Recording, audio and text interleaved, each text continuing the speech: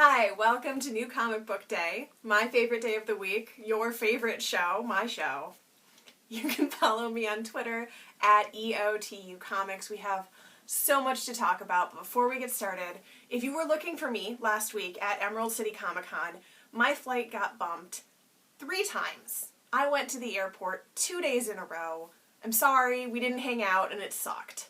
More for me than for you if you got to go to Emerald City. And if you didn't, hey, you didn't miss hanging out with me, so that's a plus.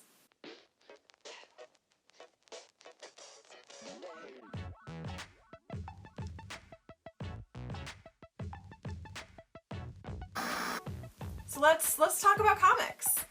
There are a lot of number ones out this week. More than I could possibly read.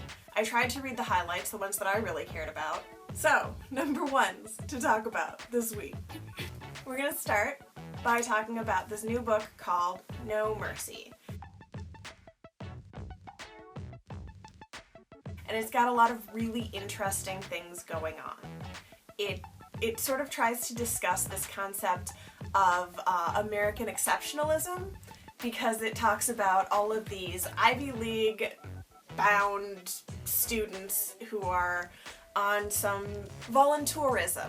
They're on a voluntourism trip. And, you know, they're going to volunteer and they're going to make life better for all the poor brown people and do all the fucked up first world things that imperialists think that they need to be doing in the guise of, like, super positive, help the world, impose my beliefs on other people kinds of things.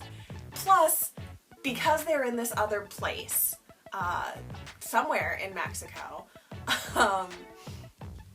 they get to both call the foreignness the other, and we get to examine it as an other, except that they, as tourists, are the ones that are out of place. It does a lot of interesting things with hegemony, and it's from Image, but there's no floating or flying or outer space or tree rockets. It's very much like real life, but it's great and awful because teenagers are awful to each other. It's doing a lot of things right. That's definitely on my recommended list this week. Next up is Space Riders #1, which is one of the prettiest books I picked up this week.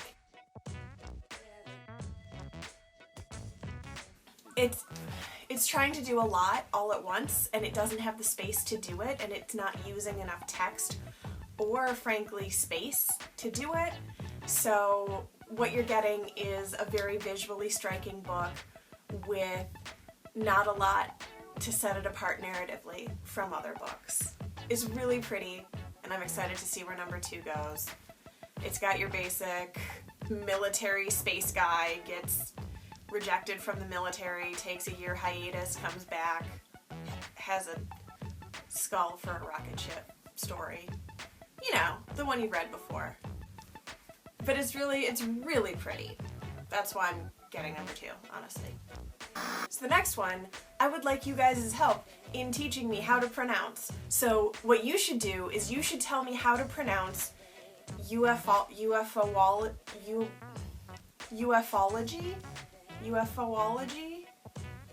Make me a reactionary video about how I'm pronouncing that wrong, because it's not super clear how to pronounce that. Anyway, UFOlogy #1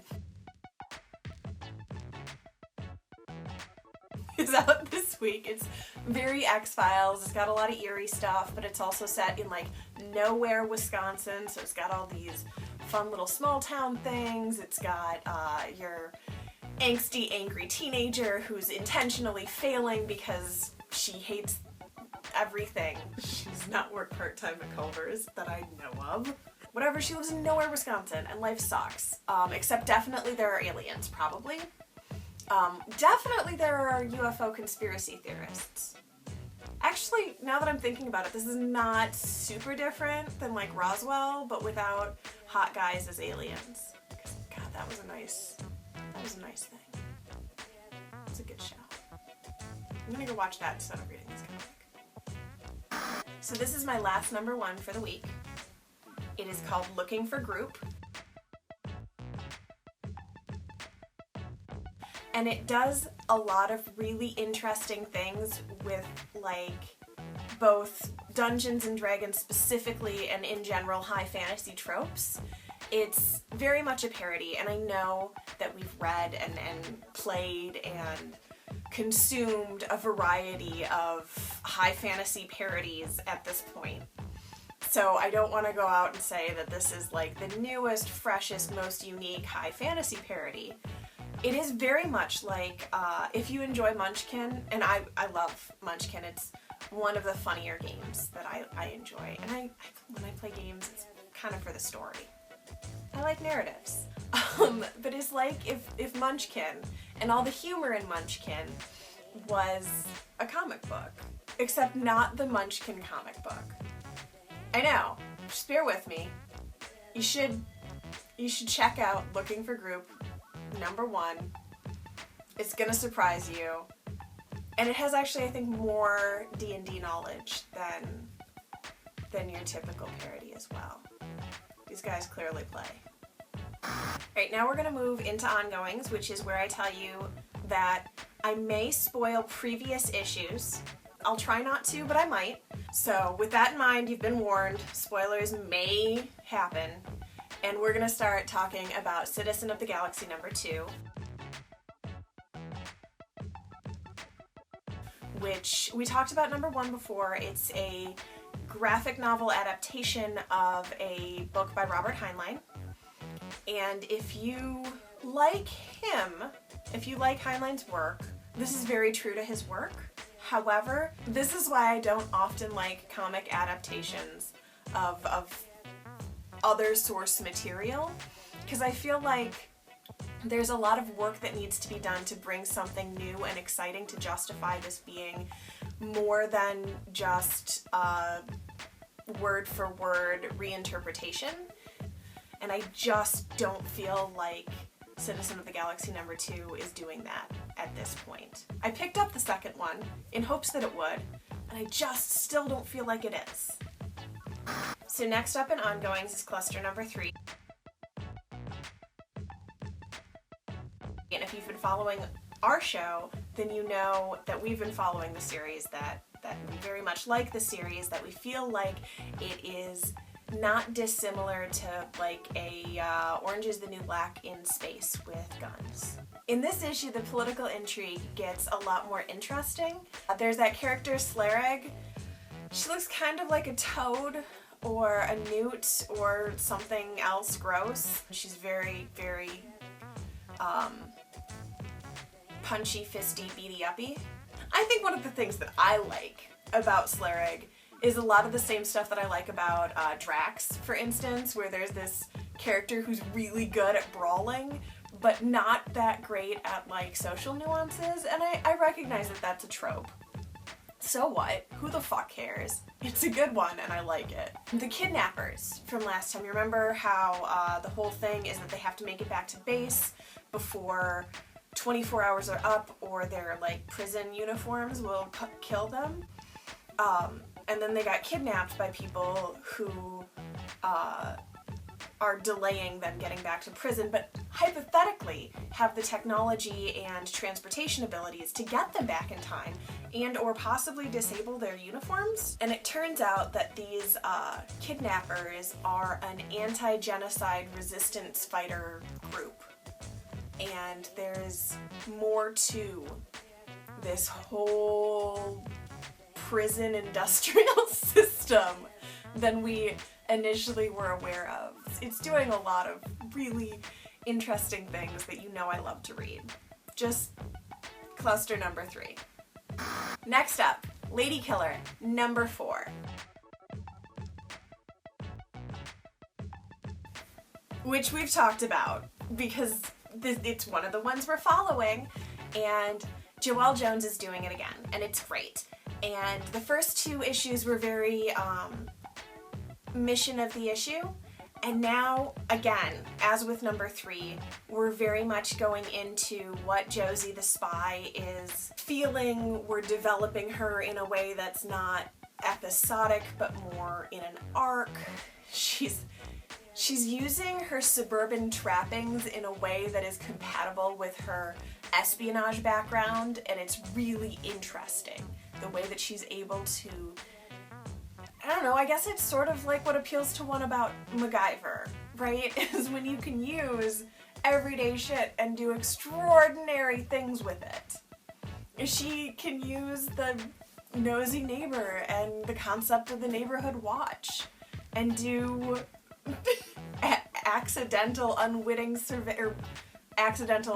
said nosy neighbor surveillance of a stalking guy, and it's killing it. This book is great.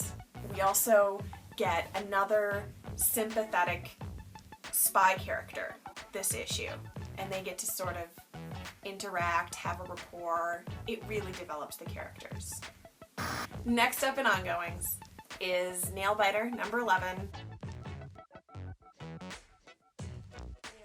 Anyway, this issue is really trying to examine a lot of why Buckaroo, which is sort of what the series has been addressing this whole time, is why are all these people coming out of Buckaroo? But that's basically what this whole issue is about, and not really about anything else. And it doesn't really even answer that necessarily. So I'm glad I read it because I'm up to date in the continuity. But I'm really looking forward to number 12. Next up in ongoings is Neverboy number 2. I am sure that if you're watching this show regularly, you remember how much number 1 completely blew me away, and this one is continuing to do so. I think that one of the things that was great about number 1 is that they just jumped right the fuck in and didn't even try to explicate everything to you, the new reader. And I appreciate when a book gives me credit for being able to figure things out on my own. But because this world is so complicated and unusual and not relying on tropes that we are familiar with or constructions that we've experienced previously, they have in this issue introduced a character who is new. His name is Julian Drag. He's sort of a sad sack, down on his luck, out of work, uninspired ex-artist. And he's new to this world in that he, like us, is unaware of the effects of imaginary friends on the real world. So he is sort of our entry into how these constructions work. And his character, they spend like half an issue explaining to us who he is so that we care when he meets up with Neverboy. And I didn't need that whole lead up, but it happened and that's fine.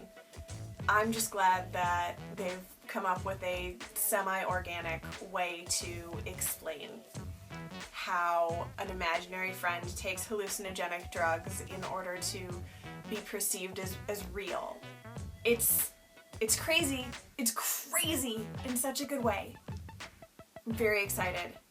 I'm kind of mad that I can't get the third one yet, honestly. Southern Bastards, number 8. Is our next ongoing title that we are talking about. And it's very good. It's continuing the story of how Coach Ulyss Boss, became who he is, and now it's about how his rise to power and mercenary attitudes have affected the people around him, which is, of course, very interesting. The best part of this issue is that we finally get to revisit Tubbs' daughter. And I'm not going to tell you how or why or when. I don't know, maybe technically that was a spoiler. You can deal with it. Anyway, I've been waiting for it, and I'm really excited that that's finally happening. Next, in our ongoings, is Weird Love, number 6.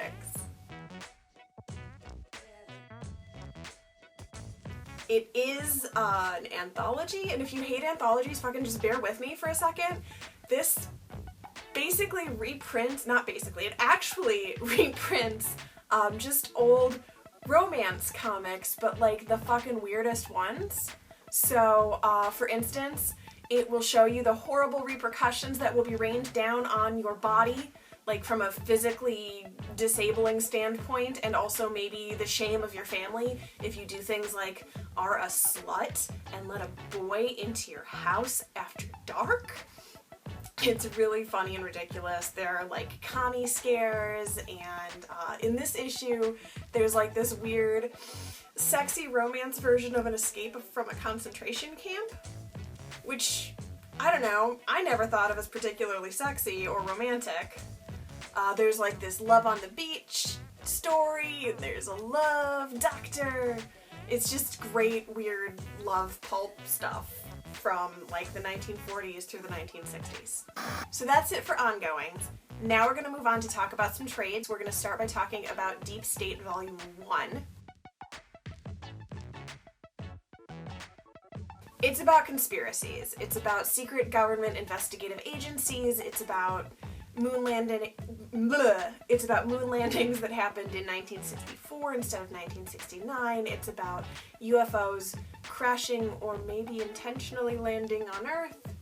It's got a lot of really cool stuff, including a great main character who is more curious than she is concerned for her safety, which obviously leads to a lot of really interesting scenarios. Totally worth picking up. Deep State, Volume 1.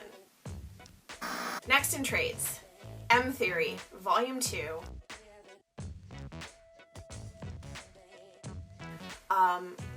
I did an interview actually with Brockton McKinney, the writer of M Theory, on my website, endoftheuniversecomics.com, where we talk about the whole Volume 1 and a lot of really cool stuff, so you should absolutely check that out. Now Volume 2 is out, and it continues to follow our sort of really pathetic and generally clueless protagonist Gabe M. and his talking kitten named Mr. Whispers. They may or may not both be dead. Like in a reanimated sort of way, not in like a this is all a dream sort of way. You know, it's different. It's important to make that distinction, I think. Anyway, Volume 2 just continues this very funny story. It's just, you're just gonna laugh. And now it's time for our book of the week. You may know it as Lumberjanes. Here in Team Lady Office, we like to call it Jumberjanes.